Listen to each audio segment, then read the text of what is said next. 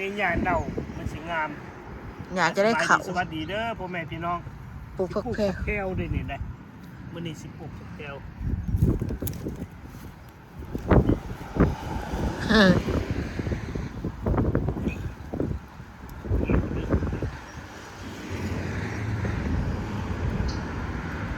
เอาลงเด็กๆน้อยหนึ่งแน่เพราะว่างะอันหากมันนั่นมันวิดนะนอนไปเลยเถอะเพราะว่าหากมันนั่นนะชิดนอนไปปลูกชิดนอนไปหากมันออกลายไอ้ยอดมันออกลาย หญ้าเน่าเครื่องเน่าสิงาม แล้วนอนไปนอนร่ม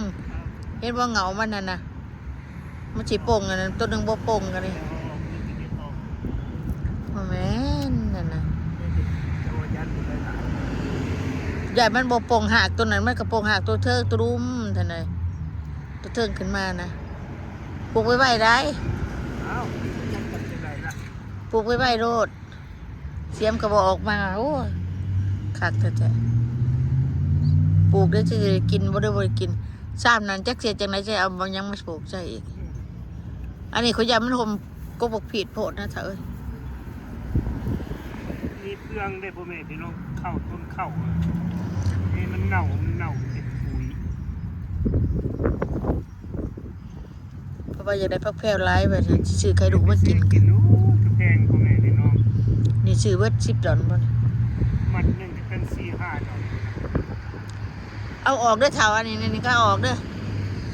อันนี้เอาออกเบิดอันนี้ป้าไปต้นมันบ่งามไปกลางบาท6เบิดมาปลูกพักแพรวพี่น้องเลยว่ามันสิหนาวดูมันสิหอนบูได้มันเห็นมันแดดละมันนี่60ละ มีแหละสิโน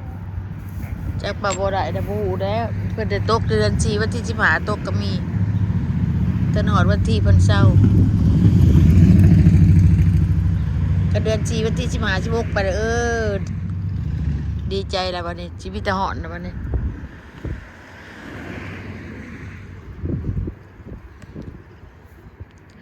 จักสิปลูกอีหยังน้อยหน่อยดอกบ่ปลูกหลายปีนี้เพราะว่า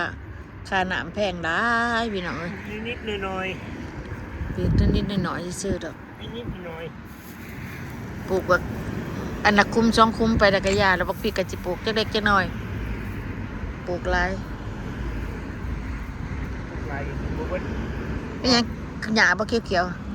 ๆเอาหญ้าก็มีนำบ่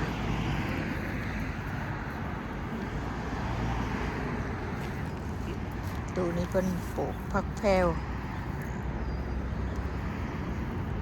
ปลูกห่างๆให้ต้นมันใหญ่ กินเต็มนี่กินกันได้นะบัด บ่แม่นเขาบ่แตกกันเท่าฮะ ง่า บ่เป็นหน่อเขาวะเดี๋ยวมันมีมิดเขาตกดูพี่กายนี่ปลูกผักอันนั้นเนี่ยก็ปลูกผักเกษตรป่ะปลูกผักเกษตรปลูกผักเกษตร3ตัวนั้นบ่ได้ปลูกเขาดอกสิปลูกผักบงใส่แต่อันนั้นสิส่วนมะขามสิเอาออกอันจางอันนั้นนะสิปลูกผักหอมใส่ปลูกผักอันนั้นใส่ผักกาดผักชีใส่ เต็มเบิดนี่กินกันได้ โอ้ยอันแต่นั้นปีกายก็ยังกินบ่เบิดบ่เห็นสิได้จูกินบ่มีละมีก่อยบ่กินซื้อมาใหม่มาใส่ตู้ไม่สาดจักว่านั่นน่ะบ่เอามันเบิดในหันกองอยู่หั่นน่ะปฏิตัวติเป็นเพื่องเบิดแล้วล่ะ เครื่องนี่เปื่อยเน่าเป็นปุ๋ยมัน ปลูกเขาบ้านเขาใส่ปีกายบ่ได้เป็นนั่นมาหลายโพดเดี๋ยวจะน้อยเดือนหาใช้ออกมาบ้านอยู่พอไปเอาเสือแนวเขาไปเฮ็ดเฮ็ดหยังก่อยใส่ปลาดอกปลาแดก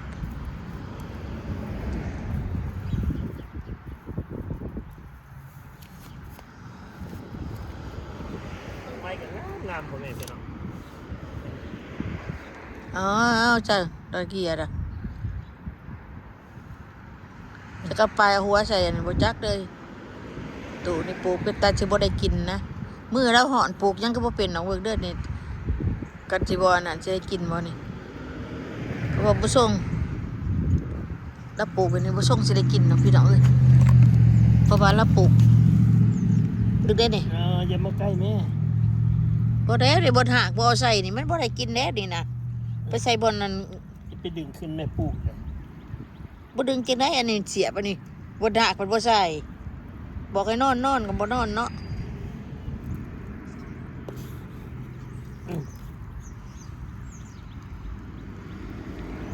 อันนอนดงมันจึงออกตามปองมันขอยบอกเจ้าจะไปเฮ็ดแบบนี้บางเทื่อมันบ่มีปองนี่นั่นน่ะมันบ่ออกได้นะตายได้มันเน่าได้ฮะบ่มีขี้ดินมีแต่เฟืองเฮ็ดได้ได้บ่ได้กินหรอกตะเกียวอยู่เด้อมันบ่เป็นหากมัน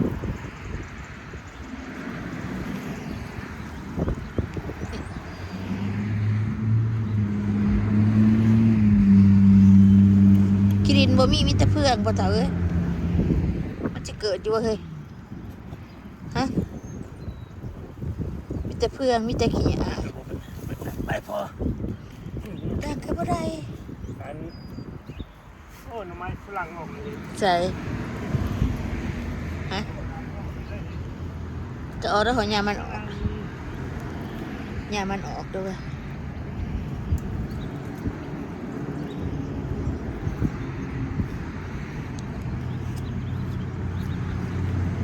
แล้วปลูกก็ได้เป็นได้เป็นอะไร จะไปลบปลูกแล้วเลย โบแมนข่อยน่ะเห็นมันพูขึ้นมานี่แหละปลูกนั่นน่ะมันบ่เป็นตาจะได้กินโอ้ย ไปลบว่าเอาแล้ว ข่อยบอกให้จังสิมันมีหากอยู่เนี่ยมันปงเหย้าไปเลยเนี่ยเจ้าบ่เห็น ถ่ายกล้อง ถ่ายจะถ่ายเป็น กระปึ่งนี่แม่เฮ้ย ถ่ายไม่ได้ก็ได้จ้ะ เฮ้ย เอาโรคใช้ขี้ดิน เอานี่นะมันออกตามในตัวข้างบนมันบอกได้ตายได้กระเบื้องก็ไปเสือข่อยใช้หน่อไม้เนี่ยใช้หน่อไม้เถอะ ไม่รู้ ใช่เฮ้ย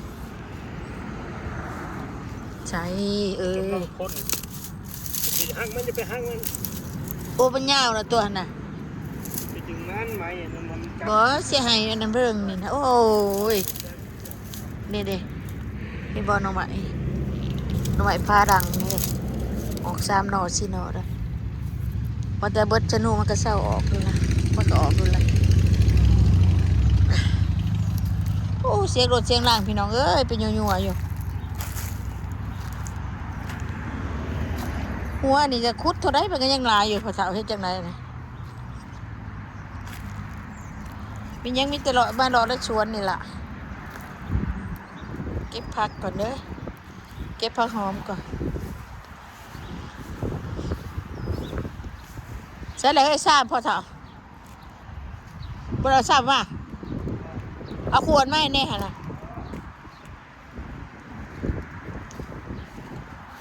เอาขวดมาเก็บอันนี้ผักหอมนี่เอามาเดี๋ยวผักหอมกระโปรงนะเด้พี่น้องพอได้กิน มา ได้ สิ เด้ ถ่ายให้นี่ บ่เฮาจะเก็บเอง ไปโดดไปปีสิน่ะเก็บเองครับก็จำก็กินนั่นนะเนาะวันนี้สิกินปิ้งซีนจำลาพี่น้องเอ้ยเก็บไปซื้อข้าวเจ้าเราบ่ได้งามจังนี้ได้ค่ะเน่าซับ2-3 หยอดก็ได้2-3 หยอดก็เจ้าขายปักแพงๆเลยบ่แม่นสิงามเท่านี้นะบ่แม่นเบาดอกวะไปซื้อเสียเงินนั่นละวะ$2.50พุ่น$2.50พุ่นมัดหนึงน้อยๆอันเน่าซับบ่เป็นนั่นบ่นั่นซื้อ3 มัดผักแพรว2 มัดผักอันนี้มัดหนึ่งมากินกับอย่างตำขบุนอะไรก็ก้อยสีเนาะก้อยเอามาใส่พันขปุ้นสิได้เอาอันดันได้นี่โอ้ย โอ้ยโอ้ยเหยียบมุนเบิดจะเอาตัวยาวเนาะพี่น้องนี่มันยาวเลยจังสิเพราะมันยังอ่อนก็จะกินกับมันก็จะได้ตัดออกลงแล้วนี่ปงแด้ผักหอมข่อยพอได้กินนะเหยียบต้นตีนห้ามใส่ต้นเหยียบก็จุกกระจุย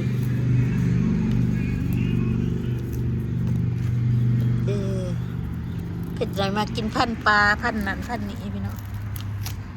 โอ้ตัวนี้จะมาขอเป็นตะสร้างมันนี่นะนี่น้อยหนึ่งไปเกิดอยู่ด้วยกระเต็มเลยคุดเมื่อยคุดถิ่มนะก็เจ้ามาปลูกเป็นดอกไม้ก็เจ้านะแต่ข้าวจะขอเก่าเนาะ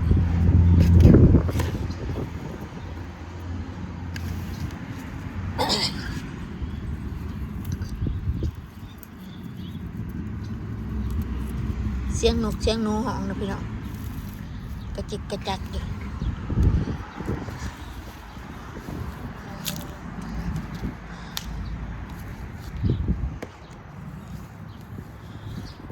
เดินกลางบ้านกันหน่อยเด้อในหมักบัวไม่ตกลงแต่สิร้ายเนาะเต็มที่เด้ว่ะเบิ่งดู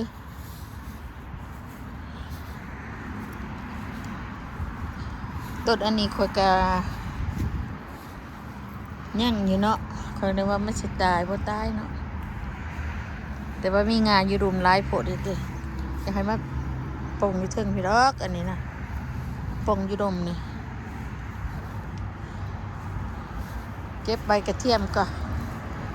สิไปกินพันธุ์จักหน่อยบ่ได้ปลูกอิหยังพุ่นตกเดือน4ข่อยมันจะสิลงมาปลูกสิได้สร้างสวนเก็บใบกระเทียมก่อน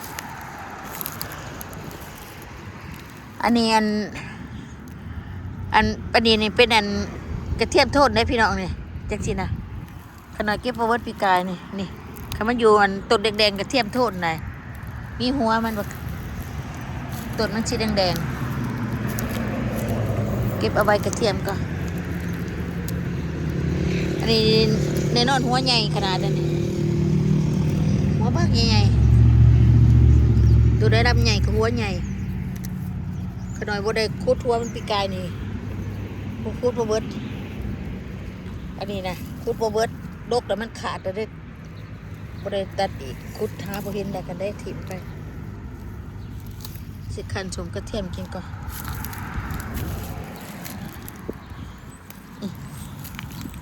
เก็บเอาไว้ใหญ่ๆนี่ก็กินกระเทียมโทนกันเนาะก็เอามาบ้านเป็นดอกคือกันได้เป็นดอกนี่รับมาแดงๆนี่นะนี่เบิ่งนะพี่น้องรับแดงๆนี่มันกระเทียมโทนก็น้อยเบิ่งนั้นโตน้อยจีวิจบะกระเทียมโทนนั่นต้นนี้ก็ตายเนาะต้นยาคัดนี่ก็ตายเนาะต้นม่อนเนาะ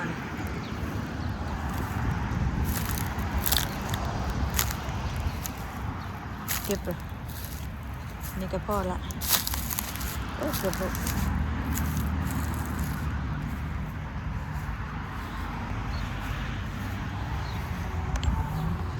มารอเก็บพักได้พี่น้องมาถ่ายคลิปกับมารอเก็บพักโอเคพี่น้องอยู่ดีไม่แห้งเบิกกูอันนี้ก็ข่าวกันด้วยพี่น้องบอกเราก็ได้อันนี้จะออกอยู่ว่าปลูกกันยังอยู่อ่ะโอ้เปื่อยเนาะตายว่ะอันนั้นนะคือเขาห่อขนมปลูกเขาเลือกเอาในปกไว้บนต้นเนาะโอเคพี่น้องอยู่ดีไม่แห้งเอาบาย